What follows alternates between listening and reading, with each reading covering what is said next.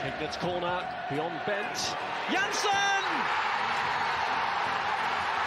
And Blackburn Rovers are 18 minutes away from a Premiership return. As far as Stewart, just outside the penalty area, clips it central for David Dunn. David Dunn equalises! It just had to be. Dax corner and it goes. Glance towards goal! And Rovers have taken the lead! And Charlie Mulgrew has scored his 14th of the season. It may well be the goal that sends Rovers back into the Championship.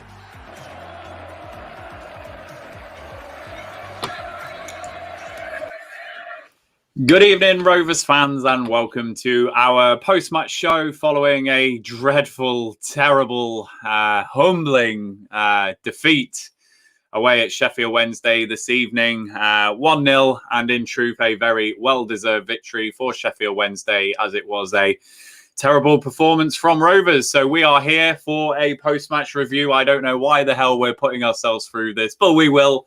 And I found two people who are willing to put themselves through the pain as much as I am. I've got Howard and Glenn back with us. How are you doing, Glenn?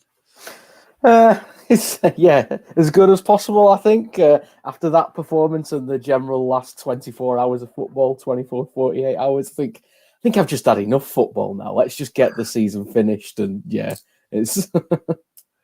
Absolutely. Well, we did have the good news today that the whole ESL concept was crumbling before its very eyes as we were on that watch along tonight. So that is one nugget of positivity that we will take tonight. Absolutely. Howard, you're back with us. How have you been, mate? Not seen you in a while. Yeah, it has been a while. It's been a while since I've watched Rovers, actually. It's the first game I've watched today since Bristol City. So if that doesn't tell you where I'm at the moment. The worst thing was as well, the red button didn't even work for me on TV today, so I had to pay for it. So you had a chance to get out of it. I know. That's the worst thing. Oh, Howard, I feel sorry for you on that one. So a shame you've had to pay for that. Rovers fans, for those of you that are joining us tonight, if you're not subscribed to our YouTube channel, please hit that subscribe button. Please turn on all notifications using that bell icon and give this video a like, as well as our other videos across the Rovers Chat platform. But as we always say, we are sponsored by Blue Rose Capital and we are sponsored by 6yardsout.com. The Rovers Chat YouTube channel is proudly sponsored by 6yardsout.com. They've got retro football from every era with mugs, phone cases and much more. They also have plenty of Rovers goods, including apparel with the famous 94-95 season and this season's kit. Check them out using the link in the description below. Thank you to our two sponsors, Blue Rose Capital and 6yardsout.com. As I always do, I'm just going to dip into the comments first and foremost, just to gauge some of the reaction in the Rovers fan base. And there were certainly some heartfelt reactions in the watch-along post-match as well, which saddened me a little bit, as I said at the time. Not saddened me because I disagree with them, just saddened me because of what people were saying. It's the state of the club at the moment. But, you know, Michael here, I think I'm at the stage where I feel absolutely no emotion about the result. Yeah, Michael, that watch along that we just did there was weird. You know, if it wasn't a watch along and we weren't broadcasting live and interacting with you all, I probably would have felt no emotion as well. I probably would have just been sat there with it on an iPad or whatever and just thought, what the hell is that? But actually, that's really bad. We should feel emotion to our football club. We should be emotionally connected. And yeah, it's all been taken away from us at the moment, just with what's going on. David, I hadn't quite appreciated the severity of the stats here, but 54 defeats in just less than 3 full championship seasons. And over a third of all games that Rovers have not gotten a single point from. Today's performance was absolutely awful. Mowbray and Wagger out. I mean, they are dreadful stats stretched out over 3 seasons there, David. And I think, you know, the view on the manager, I suspect, has not changed at all. By anyone over these last few weeks, and it's absolutely been reinforced with the performance tonight. It was not good. Glenn, you have absolutely got a job to do to cheer us up tonight. I think even you are going to be struggling for that one, but there is your call to arms from M Outlaw there. That's your task for this evening. And Dan, Sheffield Wednesday fan Dan, who joined me on the other side last night. Thanks for joining us, mate. But yeah, terrible game of football. All it's done is prolong our agony. Well, you're in with a chance, Dan. While there's a chance, you should go for it. So let's see. And then Andy, very much tongue in cheek. We were class tonight. So unlucky as always. I wish we were coming on these streams and that was true.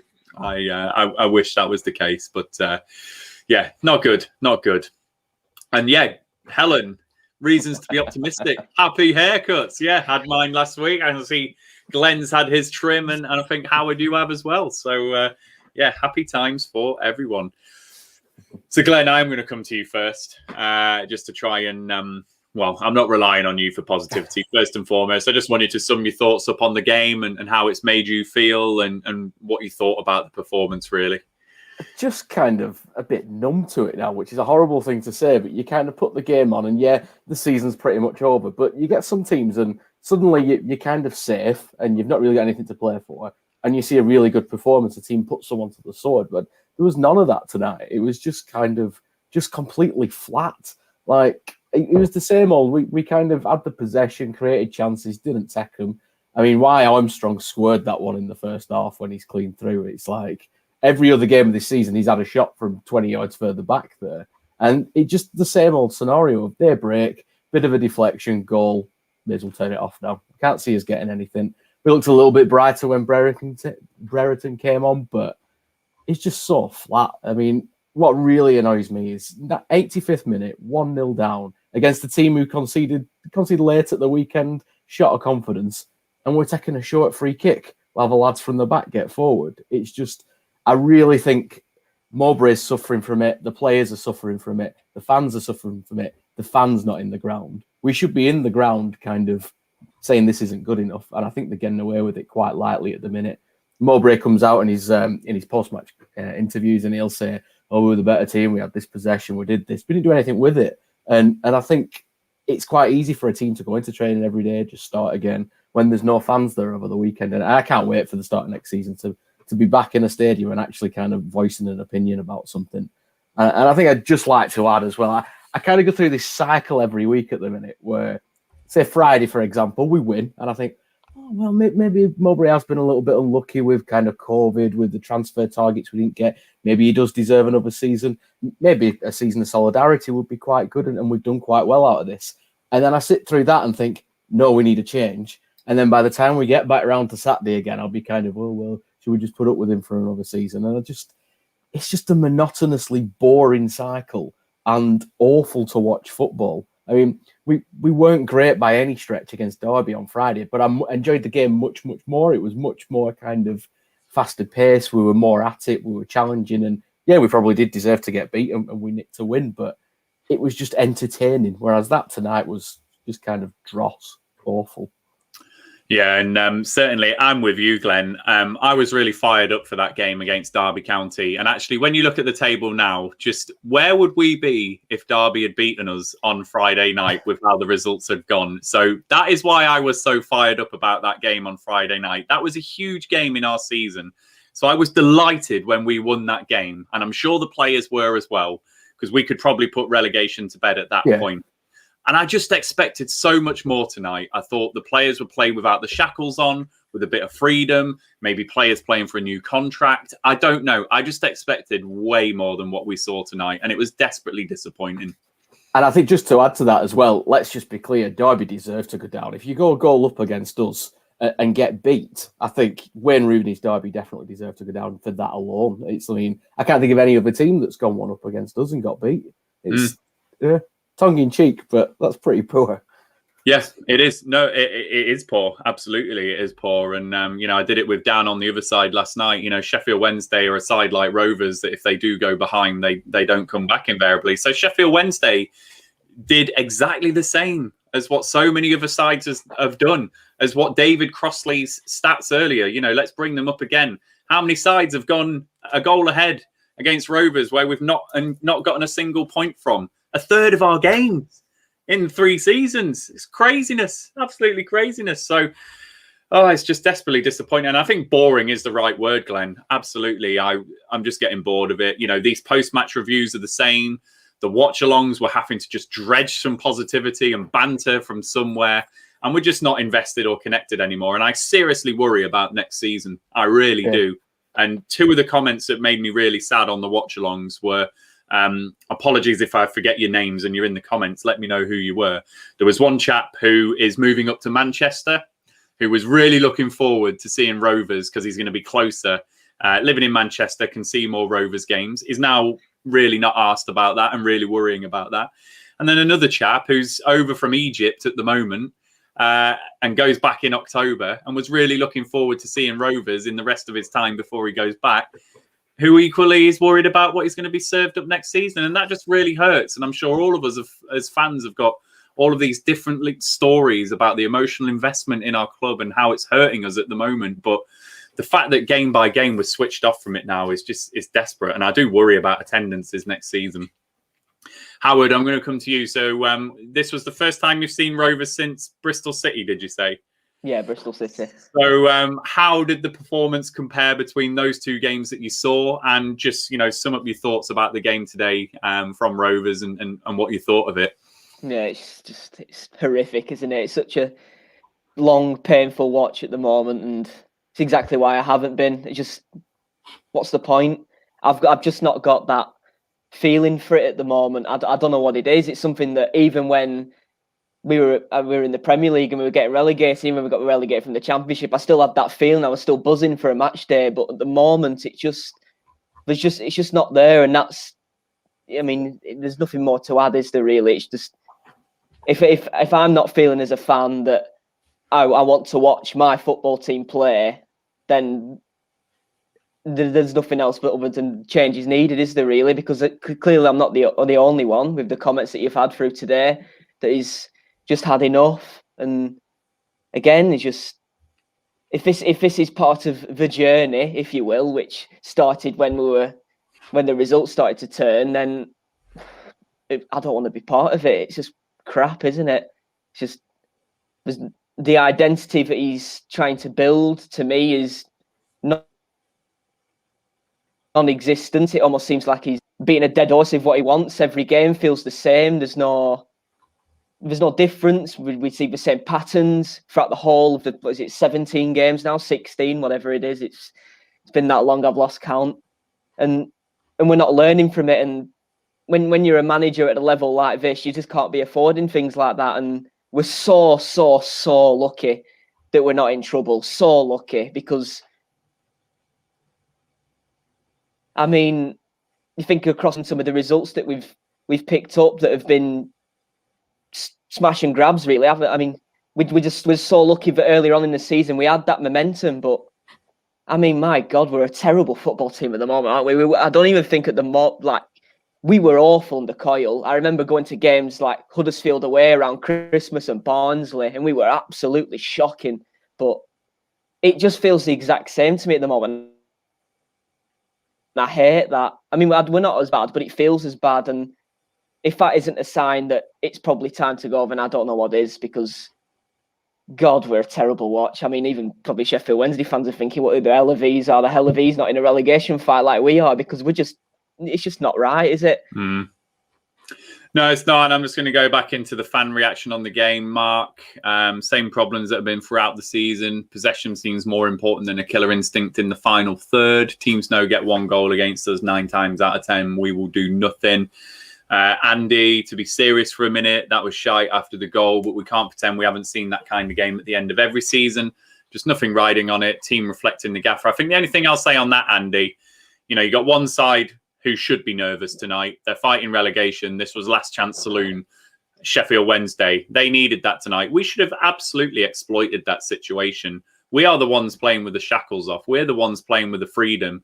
But we saw none of that tonight. And, Sheffield Wednesday haven't had to do much to beat us tonight. And that's desperately disappointing. And it'll be desperately disappointing to the sides in and around Sheffield Wednesday, who were probably hoping for something from Rovers tonight. Simon, has Mowbray actually noticed the pattern of almost every game? This is a great chance to try new tactics for next season, with sleep walking into a real problem in the summer.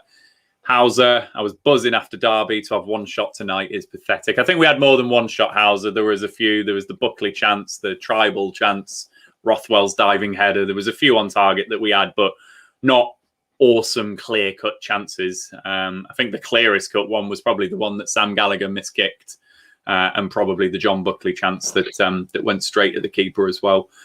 Ken, Tony doesn't deserve another season, but he's still got next season left on his contract, so going nowhere.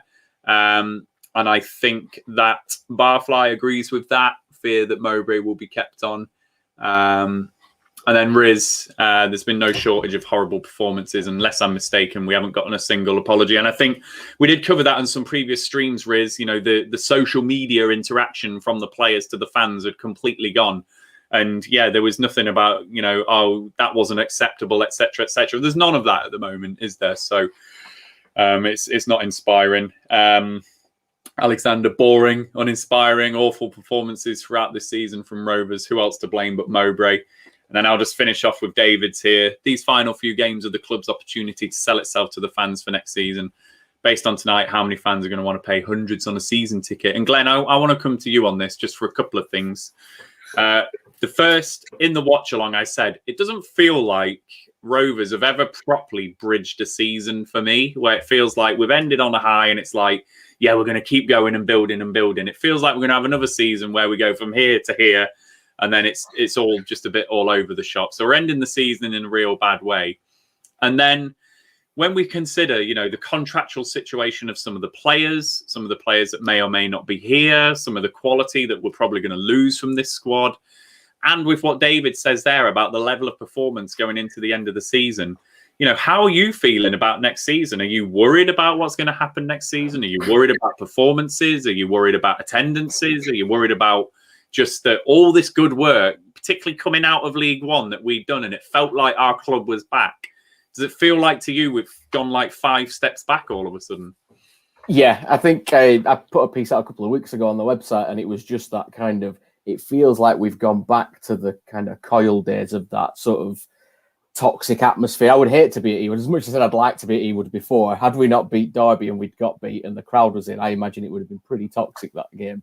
And the club had done loads to get away from that. We'd gone through that whole Steve Keane, we hate the Venkies. We moved into Boyer and everyone's kind of content with that. And then we had the Coyle affair and it was all back up there again. And then we seem to have come round from that. We were even talking earlier in the season about, let's get the owners back. Let's kind of welcome them in, thank them for what they've done. You couldn't do that now. If you did that now, you'd be right back to square one, because the vast majority of fans want Mowbray out, and how it affects us next season. My big worry is if they don't make a change with Mowbray, how many season tickets are you losing? How many people are going to say, well, look what we watched on iFollow last year and how dross that was, and I paid £10 for it. I'm not buying a season ticket. And at some point, there's got to be a cost-benefit analysis of how many season tickets are we losing to how much is it going to cost to get rid of Mowbray. And that's the only way that I think the owners will make a decision on this. So I just said Andy's comment there about he'll be there next season. I completely agree with him. I think Mowbray's here until his contract ends. And had this season not just collapsed the way it has,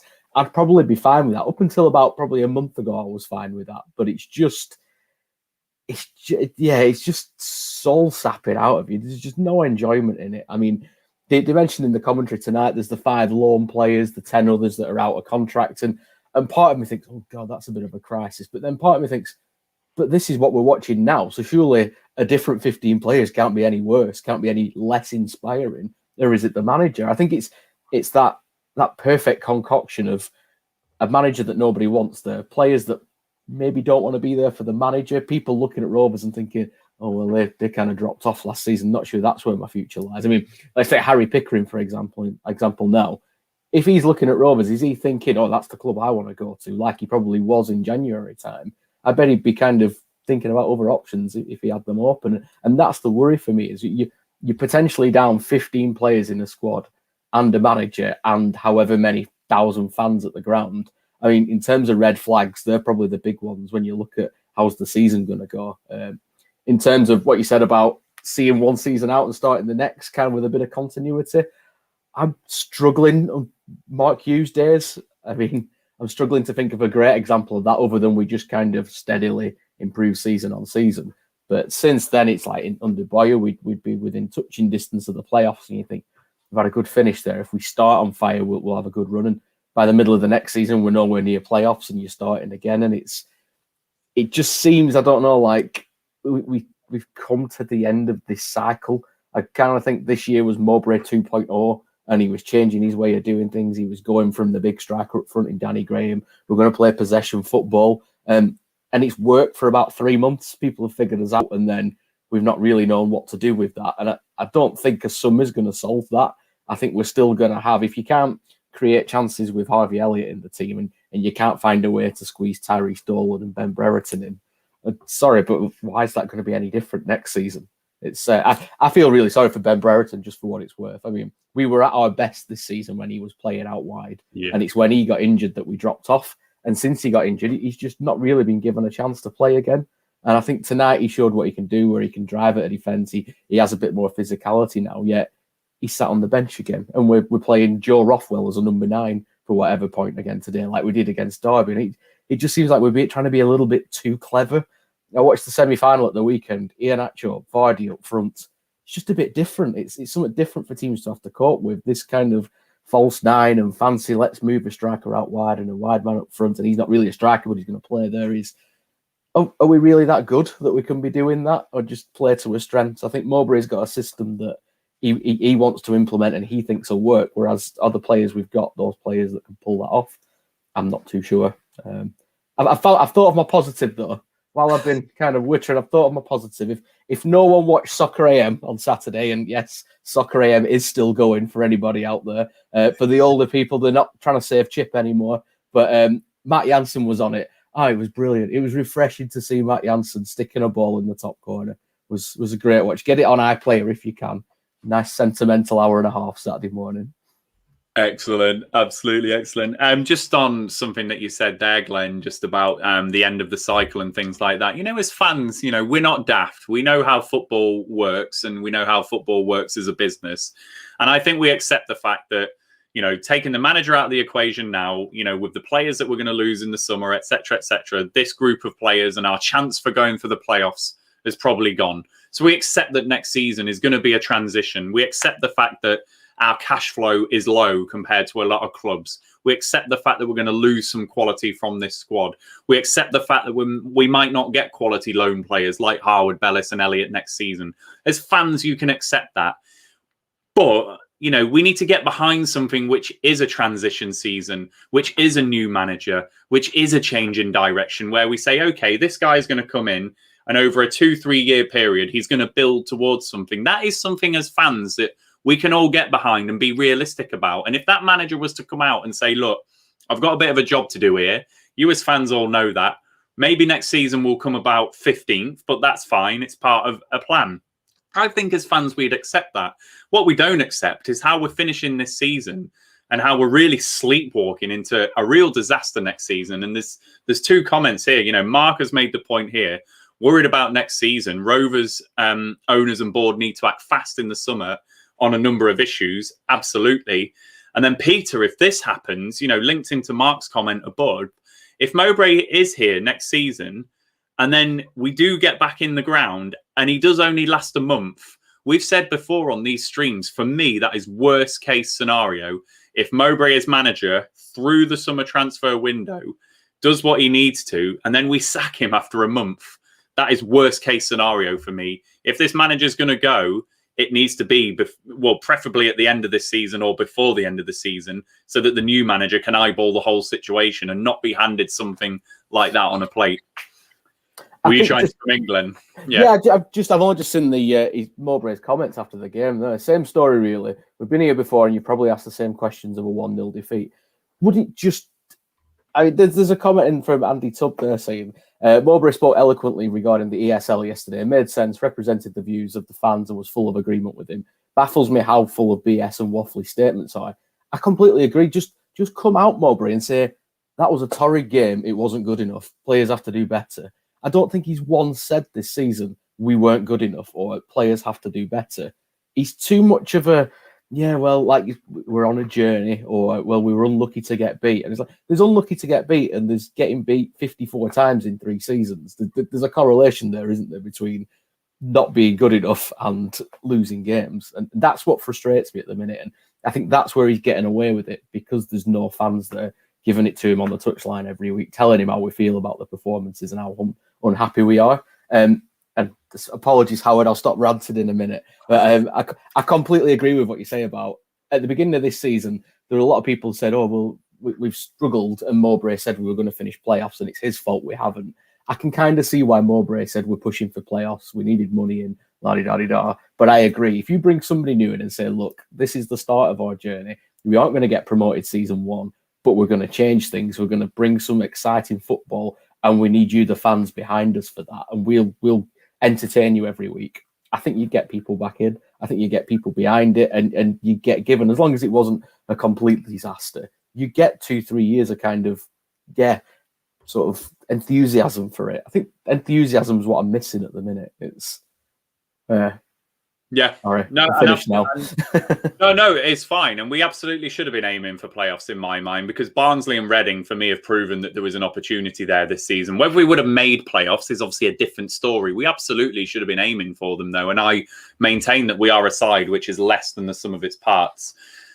Howard, Alexander has teed up what I was going to ask you about, actually. So why is Tony accepting the same old story of defeat instead of putting things right? Just on that, instead of putting things right bit, I just want to ask you about the substitutions, because this is just driving me absolutely potty now. So on the watch-alongs and on the streams, again, I can't remember which Rovers fan it was, in the Derby watch-along, highlighted that if you count changes to the starting 11 and substitutions, Rovers had made 50 changes in the previous 5 or 6 games when you count both of those things. It was another 5 changes to the starting 11 tonight. And then Luke made me laugh on the watch-along when he described it. Those 4 substitutions lining up like they're waiting for a bus is frankly embarrassing. And I don't know any other club that makes 4 changes at once. Please, people, correct me in the comments, because I can't think of a live game that I've been watching where a team has made 4 substitutions. Someone made the point in the comments about Barnsley. They rotate their front 3 and they do that regularly. That feels like it's part of a plan. Those 3 strikers run themselves into the ground. They press. Then the next 3 come on and carry on that same journey. That's part of a plan. Rotating all of our midfield 3 and then just swapping Ben Brereton for a Harvey Elliott and not changing the tactics, not changing the formation, not changing the direction of travel in this game. What the hell is going on with these subs, first and foremost? And it just smacks of desperation, doesn't it? Yeah, it's exactly that.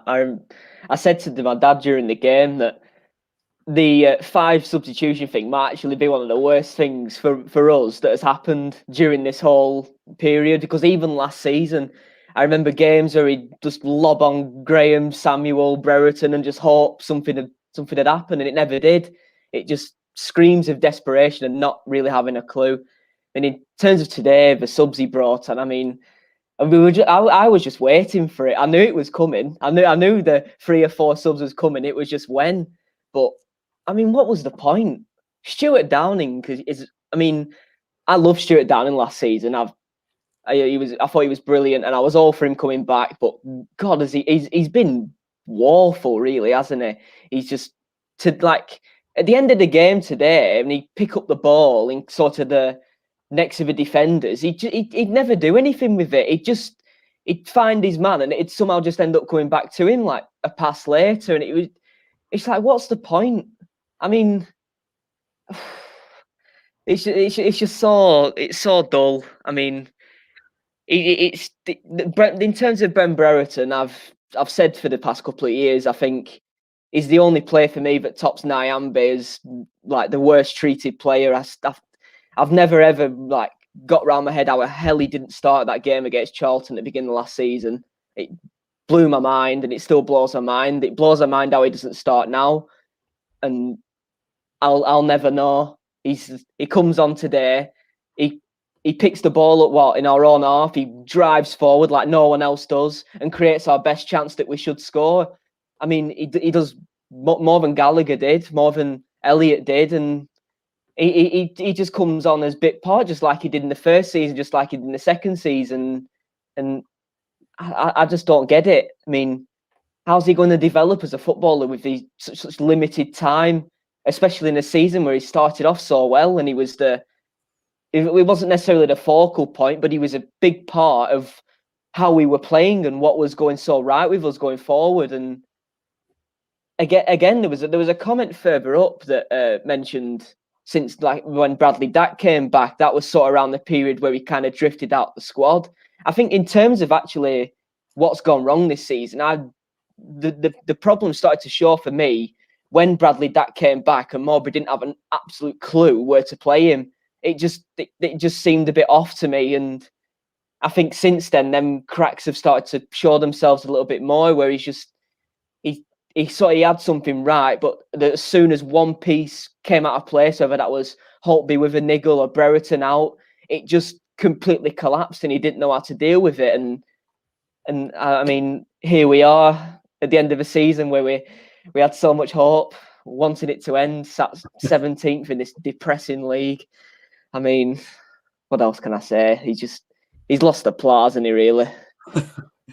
And Glenn, I want to get your take on the substitutions as well. So I'm scrolling along the bottom, just the comment that he's made. You know, he's referenced Stuart Downing and the young players that we've got. Like, if he brought Downing on by himself and we changed the formation and Downing starts playing like a quarterback and pinging these passes around and we start carving Sheffield Wednesday open and creating all these chances, then that I'm scrolling along the bottom, I can subscribe to.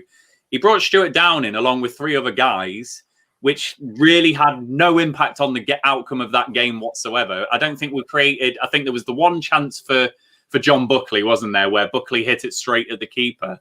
It's not like we started creating loads of chances or looking like equalising, was it? So this comment, again, is just daft.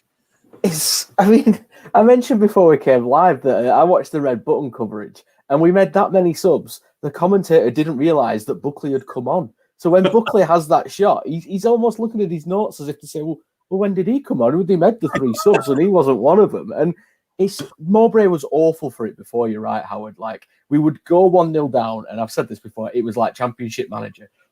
3 subs, let's make 3 subs. And he'd change so much at once, it would completely backfire. And before you know it, we're 2-3-0 down. I remember, I think, Bristol City away, Swansea away, we did that under Mowbray, and that was with 3 subs. So when this idea of 5 subs came along, I thought, this is going to be a nightmare. I could see it happening then. He was going to make wholesale changes. I mean, he changed an entire kind of front half of the team the other week, didn't he? Where he made the 5 subs at once, I think, changed all 3 in midfield, 2 wide players. And yeah, there's an element of, like you say, Barnsley do it, where they'll change the front 3, rotate them. But when you're changing 4 players, you're not only confusing the opposition, you're confusing your own team. Like, they made those changes today, and I think you've got Buckley trying to explain to Barry Douglas who's playing where. And it's like, that's obviously not from the training ground if you're having to talk through that.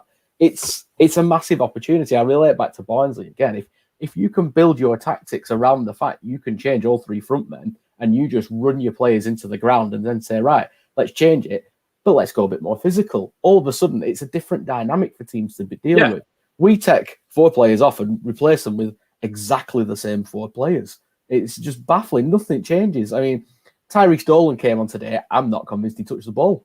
And he was on for 10, 15, 20 minutes. And he's another one like Brereton to me. Before Elliott came in, the Bournemouth game, the Newcastle game, I remember everyone saying, we've got a player here. I've pressed him like this, lad go. He looks bright. He looks good. And then another one demoted to the bench like Brereton. And there's a comment in there about Brereton's confidence. We all remember what he was like when Fans was there. And I thought he's going to improve so much from Fans not being there. And he did. And he was this fantastic attacking threat and then just disappears. I mean, the subs baffles me. It's the Stuart Downing comment. It's almost as though he's referenced Downing as well, that's why I brought him in. That's why I give him another year.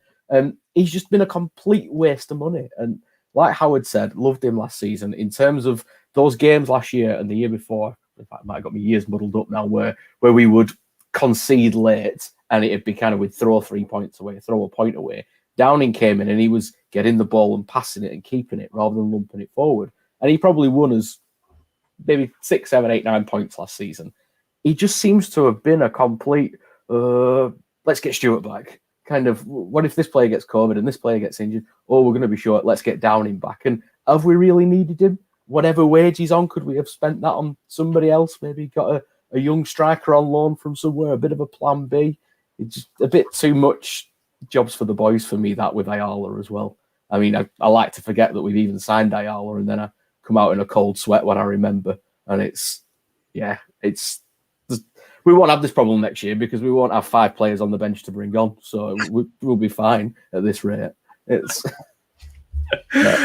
I think the point you made about, the same players coming on, for the same 4 players, Tom Trybull, was our best player on that pitch today, and he's getting taken off. Why? Keep him on the pitch, change your formation, give Sheffield Wednesday something different to think about.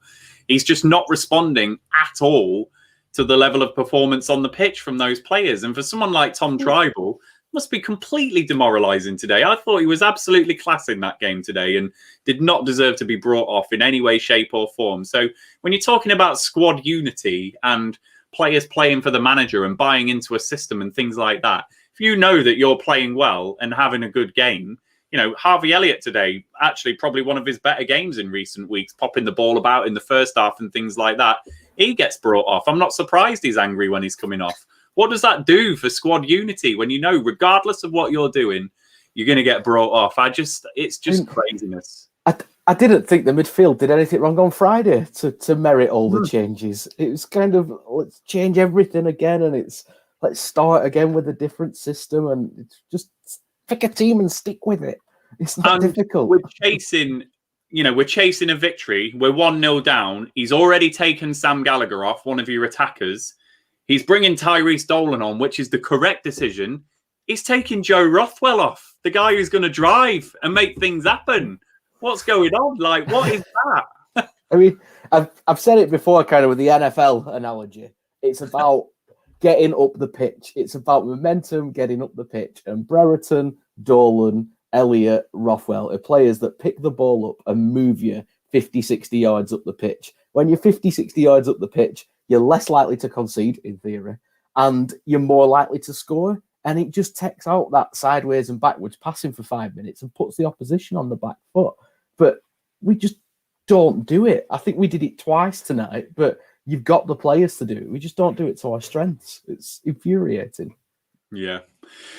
Howard, I just want to come back to the performance. So, we've spoken about the subs. We've spoken about the fact that the players didn't really seem fired up with the fact that the pressure was off and things like that. And, particularly when Sheffield Wednesday went 1-0 up, again, a worrying thing is the lack of chances that we create. The chances that I can remember, good chances in this game, are the 2 first half chances where the ball's pulled back for Sam Gallagher and he mishits it. I can't remember if it was 0-0 or 1-0 at that point. The diving header from Joe Rothwell from a Barry Douglas cross when he'd got in behind. Then second half, the John Buckley chance where it gets pulled back to Buckley. He's 12 yards out, straight at the keeper. Really, after going 1-0 down, once again, the Groundhog Day has happened, hasn't it? That we're not banging down the door. We're not creating chances. We're not looking dangerous. The substitutions that we make have no impact on this game whatsoever. It all just leads to, yes, we're going to say it, this manager needs to go. But if he doesn't go, are you worried about next season and what might happen? Yeah, I mean, we all should be, really, especially with the situation away from Mowbray with like the contracts and that. Everything's all up in the air, isn't it? And that's the last thing you want, really, going into a season. But in terms of that, I mean, to put a bit of a positive spin on it, a lot of these players, for me, have let us down year on year. And a lot of them maybe are out of contract in some. I know a few of them are who spring to my mind. Sort of them moving on, maybe signing the 1 years and then going. I don't actually mind because they let us down year on year in situations where they just crumble, and we need to move on from some of them in my eyes. And I think the big thing, which as well as the manager, we just need a fresh sort of like group of players that we can kick on from and just sort of look to and say, yes, they're right. I look at someone like, I don't know, maybe like a Lewis Holtby at the moment, or maybe even a Joe Rothwell, who at the moment to me is just driving me up the wall. I just look at them and I think we've had, especially for Rothwell, we've had you for 3 years now. We know you're a talented footballer. We know what you can do, but you're not doing it. So how long do we wait on someone like that? How long do we wait on these players to come good? Because by the time they come good, it might be with someone else, and we're stuck in League One. We just, it's just we need to.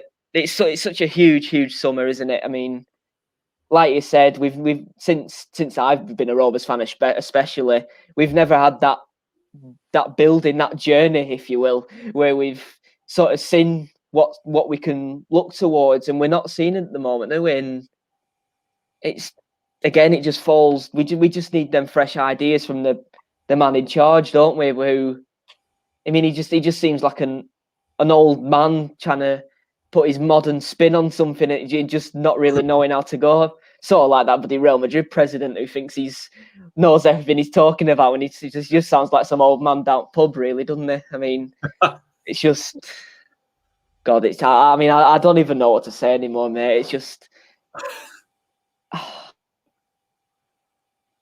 this club, it's sinful, isn't it?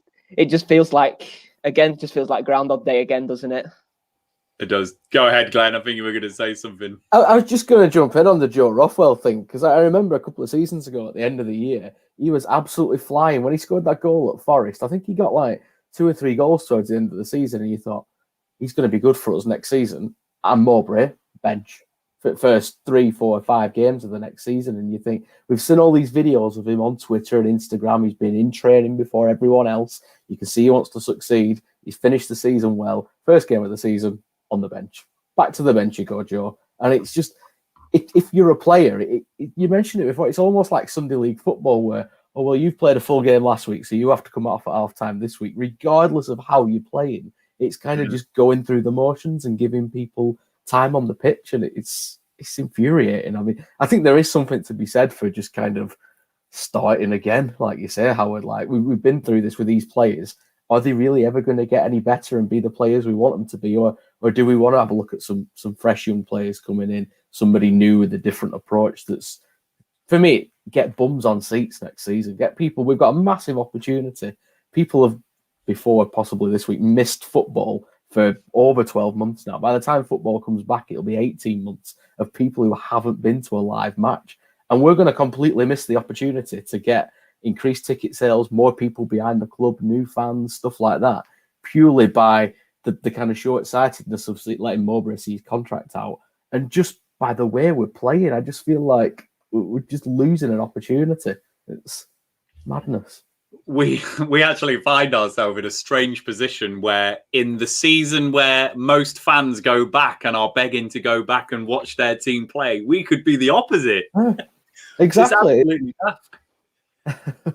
Absolutely daft. I'm just looking at the comments. Andy's got a great discussion going about changes to formations and things, and then really sums it up. Glenn, I'm going to come to you on this. I think so. Andy makes the point, we have so many options, we can play a variety of ways. That's why I don't understand this obsession with playing the same way constantly. So a couple of things on that. Before this season started, myself and others, we were waxing lyrical about the options that we had in this squad. You know, it felt like for first time ever, I think, at championship level, we had 2 or 3 options per position around the pitch, apart from maybe at centre-back, maybe we were slightly light there, but it just felt like all over we had options. So absolutely, we should have been playing different ways and thinking about different formations. Then obviously, as the season's progressed, things we've labelled at Tony Mowbray are things like a lack of a plan B, a lack of doing things differently. What do you think the reason for this is? Do you think he's just stubborn? Or, you know, why is he not looking at different formations? Why is he not exploring different things? I think the only time he's done it was Barnsley away when he went wing backs. I think that's the only time he's done it this season, isn't it? Yeah, I think it's stubbornness. And I think it's a point of, it worked really well at the beginning of the season. We played Bournemouth, arguably should have won, got beat. Played Newcastle, a team in the league above us, got beat but played well. And he's kind of gone, well, it's worked for these first 2 months. We've got results. We're up and around the playoffs. I don't really want to change from that. And I think he's kind of so obsessed with this possession's the way to win games. And I saw Andy tweeted something before the game today actually about Norwich and where they were when they sold James Maddison and how that affected them when they got promoted the first time and stuck with the manager and things. I think we're a million miles from there. And I think Mowbray is sticking with this system for the sake of it. I think the Barnsley game, I think that almost seemed like a bit of a a false dawn in terms of wing backs, because it was almost like we'd played that system to counteract the opposition rather than to take the game to the opposition. And I've always, I remember 10, 15 years ago, I'd sit there making formations on a piece of paper. Oh, we could put this guy, play Samba, Nelson, and say, oh, you're at the back with wing backs. And we've never done it. And we had the players to do it then, and we've never done it. We just seem a bit too stuck in whatever our kind of approach is, which is fine if it's working, which it was obviously with Nelson and Samba and the likes. But at the minute, it's not working, and it's so easy for other teams to play against. And unless he's got this fantastic master plan that over the summer we're going to change into a whole new type of team and we're going to come out the blocks and blow teams away, I'll happy to be called out on that, but I can't see it happening. I think there's so much that we might have to change formation because of the players that we've got next season. I can't see Armstrong being here, so do we suddenly start playing a different way? I think I can't remember if yourself, Howard mentioned about getting balls into the box. Balls into the box aren't any good for us. We don't have anybody in the box. Mm-hmm. We're better getting a ball in behind that Armstrong or Elliott or Brereton or Gallagher can run onto. We're not real. We don't have a Jordan Rhodes like Sheffield Wednesday did, who's going to be in the 6-yard box to tap it in. If anything, we shoot ourselves in the foot when we get too close to the goal. It'll have to change next season, I think. Just teams have cottoned onto it, and B, we might not have the players to play the way we do now. Yeah, definitely. And Howard, as we look to end the stream and get this one finished so that people can go and enjoy the rest of their evening, there's a few comments that I've seen in the comments box. Some people disagreeing with each other about whether the players are playing for Mowbray, whether they care. Alexander making the point here that the players seem to lack confidence. Tony needs to be building them up. Are you seeing performances from these Rovers players that just show that either they're not playing for the manager, or they don't believe in the system, or they're bored of it? What are you seeing from the players now on the pitch? Because we can't dress this up. 2 wins in 17 is a desperately bad run of form. So what are you seeing from the players? Yeah, it's one thing I did say during the start of this terrible run is that I did actually feel like they were still playing for him. I could still see that, almost that fight in it still, but now I don't, to be honest with you. Then if that isn't the signal at the end, I don't know what is. I mean, I think I've said that line about 5 times today, but here we are. It's just, yeah, we look back during previous seasons and even games this season, you could never, ever, ever question the commitment of the team. Of all 11 of them, every day they give in 100. But after today, do you really feel like they did? I don't. I feel like a lot left to be desired, especially in sort of the midfield and attacking areas. For me, I think they just drifted in and out of games way too often. And I mean, it's just painful because he's just the identity that he built up when we came from League One. I mean, we had a club that we knew represented the badge and everything that it stood for. During these last, I'll say, times, I just torn to shreds. It just isn't there anymore. Like, even sort of like, I don't know. I can't, now that I'm here, I can't actually think of a player that did that and isn't now, because the team's a lot different, isn't it? But it's just I don't know. I'm stumbling here a bit, but it's just. I think to jump in, and I'll let you want to take this. Yeah, to help you out there, Howard, I'll jump in. You look at that team that came up from League One and the identity we had. We had Richie Smallwood in the middle, who was going to battle for everything. He was going to foul his nan to get the ball off her. You had Bennett who'd do the same. You had Mulgrew, who was committed to the cause at the back. And you look, and Smallwood basically was shown the back door, wasn't it? He didn't really get the send-off he deserved. He was kind of dropped, and yeah, he probably wasn't good enough at Championship, but there's ways to manage that.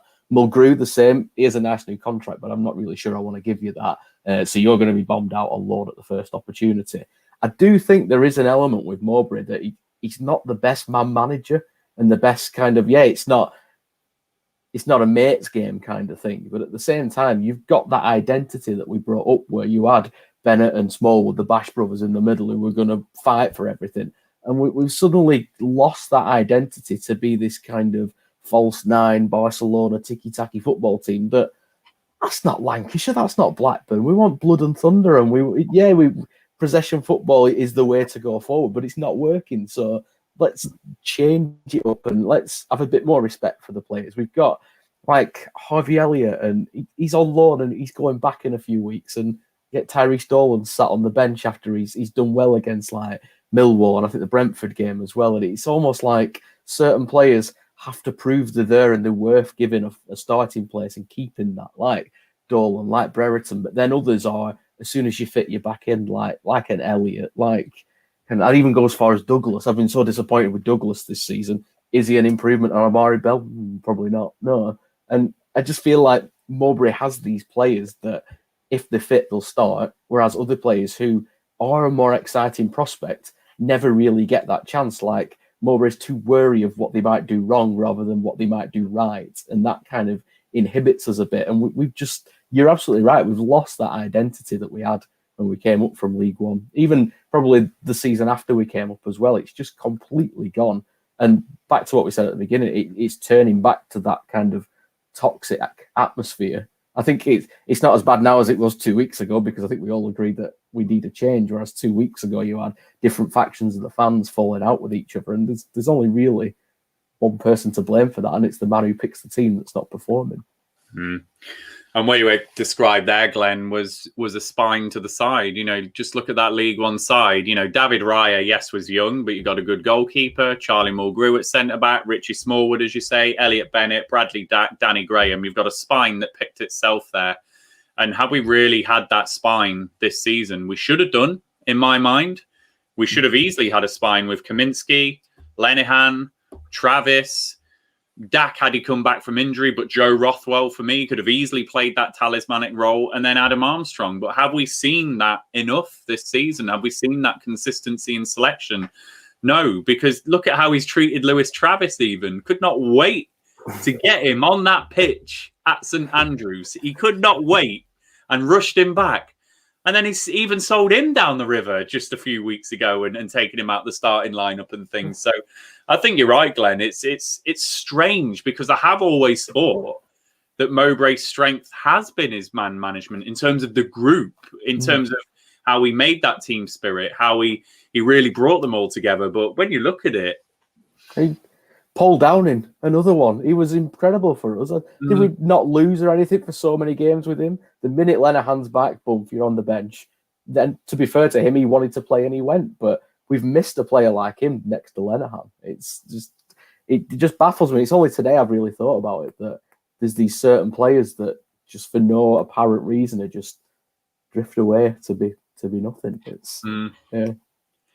Andy, I do think we can have a spine the way that we play. So someone like Tribal today in his performance could easily be part of a spine. Kaminsky is your goalkeeper, Lenihan is your captain and centre-back, Tom Tribal is a deep-lying midfielder who's going to do all the bits in midfield there, an attacking midfielder like Joe Rothwell in front of him, Adam Armstrong up front. That, for me, is a great spine in essential areas. And then, obviously, you've got the people in the wider positions. So, absolutely, for me, we can have a spine. And I just think that, particularly with those midfield changes, the most important area on a football pitch, the way it keeps chopping and changing. Yes, we've had injuries, but at every opportunity, he's made those 3 subs, changing them all the time. How the hell do we develop a spine and create that solidity in that midfield area? So, yeah, it is odd, Glenn, isn't it, that it's just been lost in this kind of new identity and since that League One season.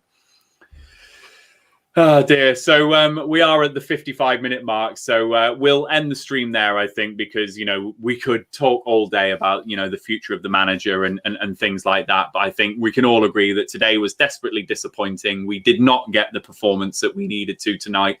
And I just hope that in the final 3 games, Rovers somehow just pluck something out to excite us going into the summer. Just, a win or 2, please. Just, please, can we? Just a win or 2 just to give us something to smile about, because what is it? 2 wins in 17. Surely we are not going to end the season with 2 wins in 20. I mean, that would just be devastating, particularly with those games that we've got to play. But the way we're playing at the moment, it's not out the realms of possibility. So we will see.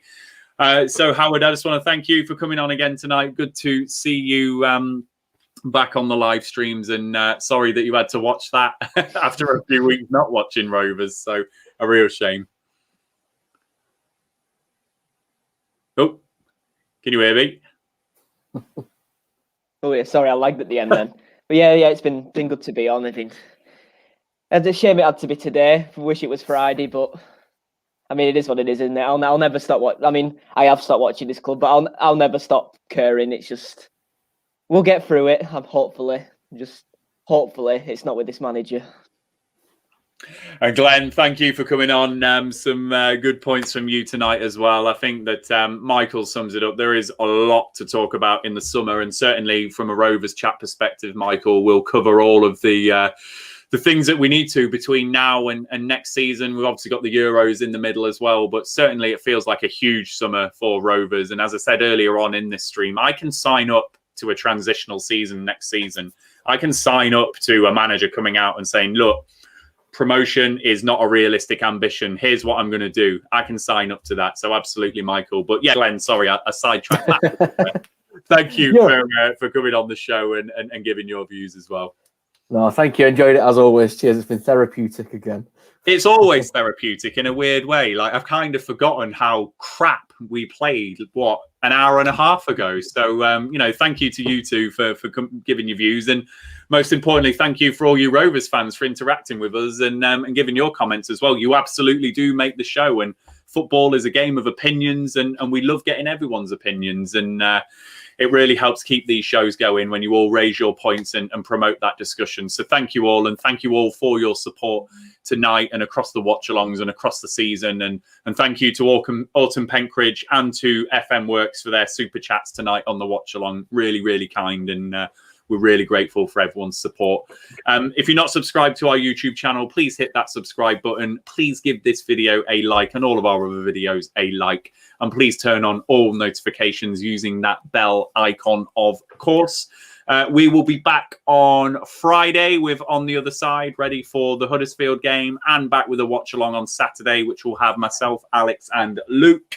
But until then, I'll say bye to Howard and to Glenn. I'll say bye to all you Rovers fans, and I'll leave you with our 2 sponsor messages, Blue Rose Capital and 𝒑𝒆𝒔𝒆𝒑.com. See you later, everyone.